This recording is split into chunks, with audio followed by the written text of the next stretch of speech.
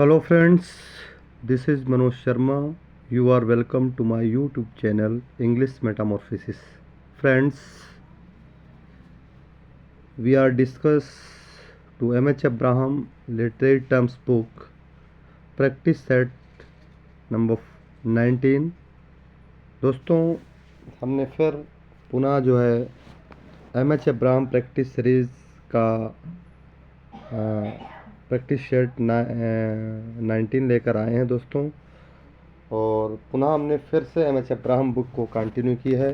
तो दोस्तों, आज हम प्रैक्टिस सेट 19 के जो क्वेश्चन हैं उन पे डिस्कशन करेंगे। तो दोस्तों, today we discuss first question of the day.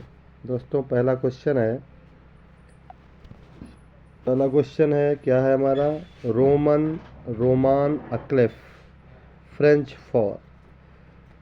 Roman a clef एक टर्म है जो फ्रेंच भाषा का है दोस्तों। इसका मतलब क्या होता है? A story with key, novel with key, novel with rhyme, none of these. तो दोस्तों, रोमन एक्लेफ जो फ्रेंच वर्ड का टर्म है दोस्तों, इसका मतलब होता है क्वेश्चन नंबर 1 नॉवेल विद की। क्या होता है दोस्तों? Novel with key. तो option B is the correct option. आइए दोस्तों, नेक्स्ट क्वेश्चन नंबर 2 की बात करेंगे हम। क्वेश्चन नंबर 2 क्या है हमारा?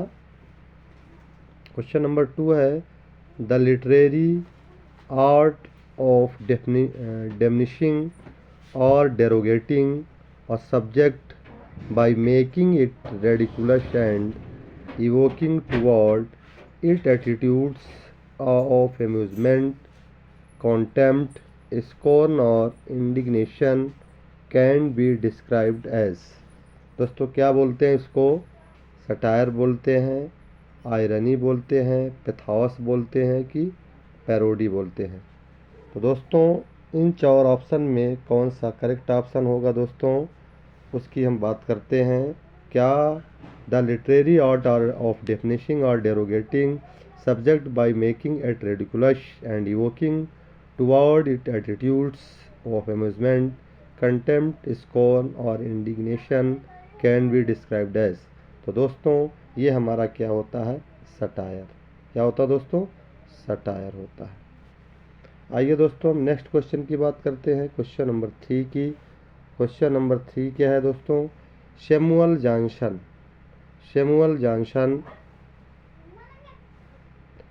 जॉनसन का वर्क है लंदन, जो कि 1738 में आया है। Is best example of. ये किसका बेस्ट एग्जाम्पल है? वेरोनियन सटायर का है, मेनोपियन सटायर का है, जुवेलियन सटायर का है, होरेशियन सटायर का है। तो दोस्तों, सैमुअल जॉनसन का वर्क जो लंदन है, ये दोस्तों किसका बेस्ट एग्जाम्पल है? Question number 3। तो दोस्तों, ये जुवेलियन सटायर का उदाहरण किसका है? जुवेलियन सटायर का उदाहरण है। तो option C is the correct option. आइए दोस्तों, हम नेक्स्ट क्वेश्चन नंबर 4 की बात करेंगे। 4 हमारा है मेनीपियन सटायर मॉडल ऑन। जो मेनीपियन सटायर है किस पे मॉडल है? ग्रीक फॉर्म पे, फ्रेंच फॉर्म पे, जर्मन फॉर्म पे, इटालियन फॉर्म पे। तो दोस्तों, क्वेश्चन नंबर 4 में अगर हम करेक्ट ऑप्शन की बात करते हैं तो मेनीपियन सटायर जो मॉडल होता है वो किस पे है? ग्रीक फॉर्म पे। तो दोस्तों, option A is the correct option. आइए दोस्तों, नेक्स्ट क्वेश्चन नंबर 5 की बात करते हैं। 5 है हमारा क्या?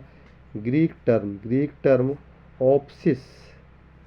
टर्म जो ऑप्सिस है रिफर टू किसको रिफर करता है? सीन आर स्पेक्टेकल को, एक्टार सीन को, एक्टार स्पेक्टेल को, नन ऑफ दीज। तो दोस्तों, ग्रीक टर्म ऑप्सिस जो है हमारा ये किसको रिफर करता है? Question number 5। तो दोस्तों, ये सीन और स्पेक्टेकल को रिफर करता है। किसको दोस्तों? सीन और स्पेक्टेकल।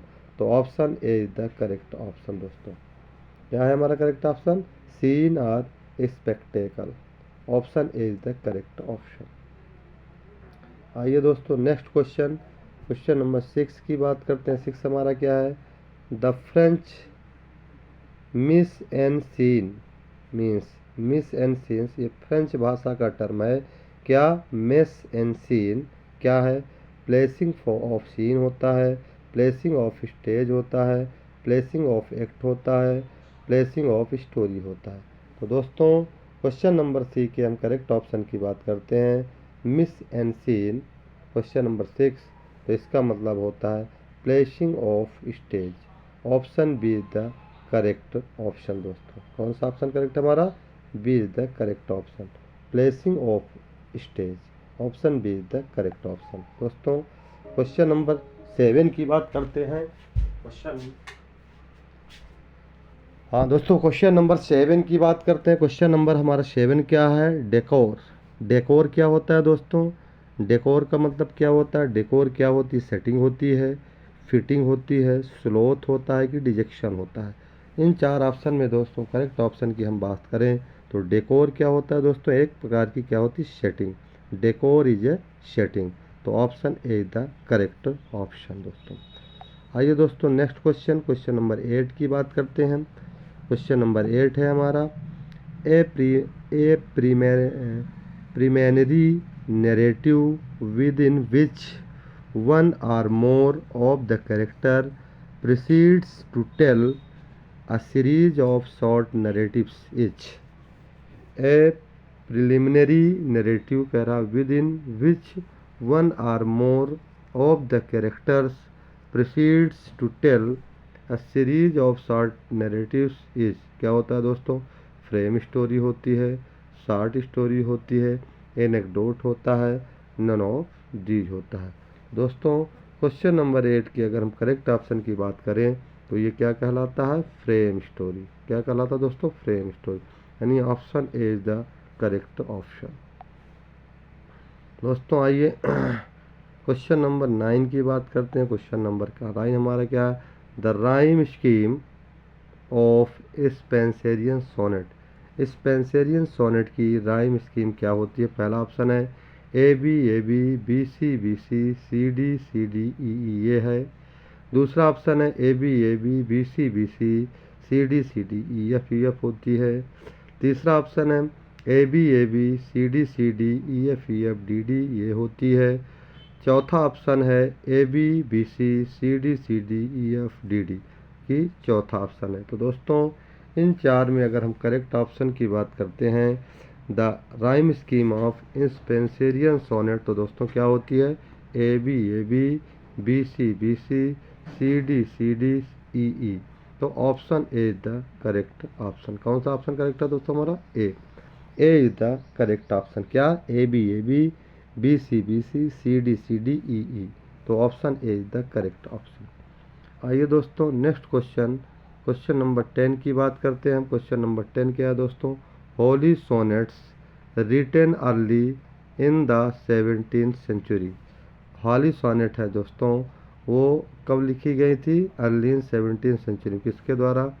जॉन डन के द्वारा, एडमंड स्पेंसर के द्वारा, जॉन मिल्टन के द्वारा कि WH ऑर्डन के द्वारा। दोस्तों क्वेश्चन नंबर 10।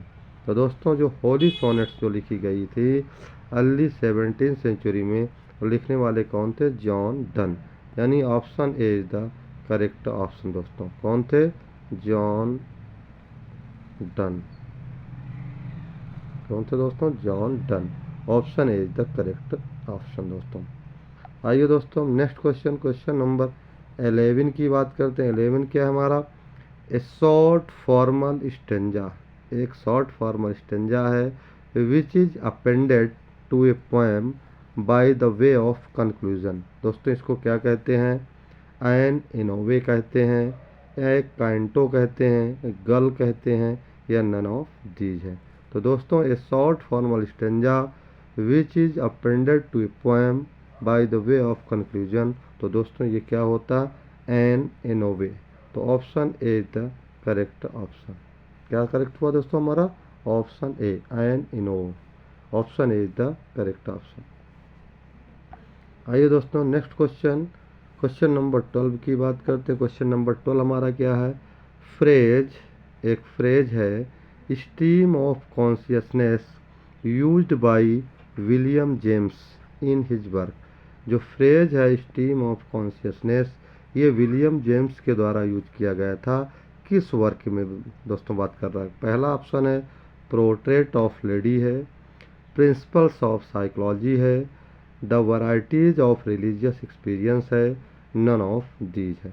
तो दोस्तों इन चार ऑप्शन में कौन सा करेक्ट होगा। तो दोस्तों स्ट्रीम ऑफ कॉन्शियसनेस जो टर्म विलियम जेम्स के द्वारा आया था वो किस वर्क में चर्चा की थी। तो दोस्तों ये था प्रिंसिपल ऑफ साइकोलॉजी। क्या था दोस्तों, प्रिंसिपल ऑफ साइकोलॉजी, यानी option B is the correct option. Option B is the correct option. आइए दोस्तों क्वेश्चन नंबर 13 की बात करते हैं। 13 क्या है हमारा, 13 है विलैनले विलोनले दैट कंसिस्ट्स ऑफ। विलैनले होता है ये क्या कंसिस्ट करता है। ऑप्शन की बात करते हैं तो विलोनले की बात कर रहा, 5 टर्सेट होते हैं इसमें, एक क्वार्टेन होता है, ये सही है। To sir to टर्सेट्स and a क्वार्टेन, ये होता है। 5 टर्सेट एंड 2 क्वार्टोइन, ये होता है। ओनली 5 टर्सेट, ये होता है। तो दोस्तों इन 5 ऑप्शन 4 ऑप्शन में कौन सा करेक्ट ऑप्शन होगा। तो दोस्तों जो विलैनले होता है ये क्या होता है, 5 टर्सेट एंड क्वार्टेन। क्या होता है दोस्तों, 5 टर्सेट एंड क्वार्टेन। 5 टर्सेट का मतलब 5 × 3, और कितने क्वार्टेन है 1। क्वार्टेन में कितना होता है 4। तो दोस्तों कितना हो गया 15 + 4 बराबर कितना हुआ 19। तो जो विलेनले होता है दोस्तों कितनी लाइन का होता है 19 लाइन का। तो और इस प्रकार से हमारा option A is the correct option, 5 tercets and a quatrain, यानी option A is the correct option. Villanelle में कितनी लाइन होती है दोस्तों 9, या इसी को ये कह सकते हैं 5 टर्सेट एंड अ क्वार्टेन। तो option A is the correct option. आइए दोस्तों हम नेक्स्ट क्वेश्चन नंबर 14 की बात करते हैं। 14 क्या हमारा, an object whose significance is made determined by its qualities and by the role it plays in the narrative। तो दोस्तों ऑप्शन ए है, कह रहा सबाल्टर्न होता है, ये डेमोटिक स्टाइल होती है, एम्ब्लेम होता है, नन ऑफ दीज होता है। तो दोस्तों an object whose significance is made determined by its qualities and by the role it's plays in narrative. तो दोस्तों ये क्या होता है एम्ब्लेम, इसको क्या बोलते हैं दोस्तों एम्ब्लेम। तो ऑप्शन सी द करेक्ट, इसको क्या बोलते हैं दोस्तों हम एम्ब्लेम। आइए दोस्तों इस सेशन के next and last question of the day की बात करते हैं। क्वेश्चन है हमारा इरेक्चर, ECRITURE।